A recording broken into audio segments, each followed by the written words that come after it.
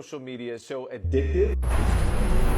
දැන් කාලේ අපිට ඕනෙම දෙයක් ඉක්මනට ඕනේ. TikTok එකේ බැලුවත් YouTube එකේ බැලුවත් අපේ මොලේ පුරුදු වෙලා ඉන්නේ ෆන් එක විතරක්ම හොයන්න. හැබැයි ඔයා දන්නවද මේ විනෝද ජනක දේවල් පස්සේ යන්නේක වගේ මොලේ කම්මැලි කරනවා විතරක් නෙවෙයි ඔයාව මානසිකව දුර්වල පුද්ගලයෙක් බවට පත් කරනවා.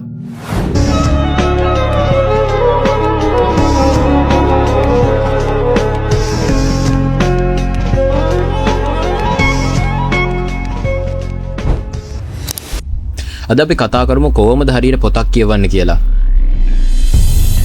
ගොඩක් අය කරන්නේ පොතක් ගත්තම Tamanට ආසිතින විනෝදජනක කොටස විතරක් කියවන එක. හැබැයි ඒක නිකන් හරියට ඔයා ජිම් එකට ගිහිල්ලා කිසිම බරක් උස්සන්නේ නැතුව සහැල්ලු ව්‍යායාමයක් කරලා ගෙදර එනවා වගේ වැඩක්. ඒකෙන් තමන්ගේ මාංශ පේශී තමන්ගේ ශක්තිය වර්ධනය වෙන්නේ නැහැ. ජිම් එකකදී ඔයා ඒ බරක් උස්සද්දි දැන්න ප්‍රෙෂර් එක ඒ පීඩනය තමයි ඔයාව ශක්තිමත් කරන්නේ. කියවීමත් අන්න හරියට ඒ වගේ.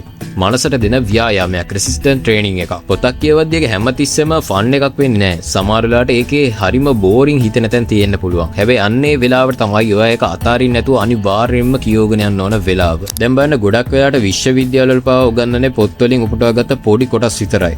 මුළු පොතම කියවන්න කවුරුත් උනන්දු වෙන්නේ නැහැ. මොකද ඒක හරිම අමාරුයි. හැබැයි ඔයාට ඔයාගේ ඉවසීම සහ අවධානය කන්සන්ට්‍රේෂන් එක වැඩි කරගන්න ඕනේ නම් පිටු 500ක දහක ලොකු පොතක් වුණත් ඉවර වෙනකම්ම කියවන්න පුරුදු වෙන්න වෙනවා. සමහරවිට ඔයා කියවන පොතේ තියෙන අදහස් වලට ඔයා අකමැති වෙන්න පුළුවන්. ඒක ලියපු කෙනෙක් ඔයාට තරහා යන්න පුළුවන්. ඒත් කිසිම ප්‍රශ්නයක් නැහැ. පොතේ එක්ක ගනුදෙනු කරන්න පුරුදු වෙන්න. පොතේ එක්ක ආගියු කරන්න පටන් ගන්න. ඒ පොත සම්බන්ධයෙන් නෝට් ලියන්න පටන් ගන්න. ඔයාට මේ පොතේ මොකක් හරි කොටසක් මෝඩ කතාවක් කිසිම තේරුමක් නැති දෙයක් කියලා හිතෙනවා නම් ඒක ලිව්වත් කමක් නැහැ. හැබැයි කොහොම හරි මේ පොත ඉවර වෙනකම්ම කියවන්න. සෝෂල් මීඩියා නිසා අපේ මොලේ දැන් හරිම වේගෙන් දේවල් හොයනවා. හැබැයි පොත් කියවීම කියන්නේ වේගය අඩු කරන ක්‍රියාවලියක්.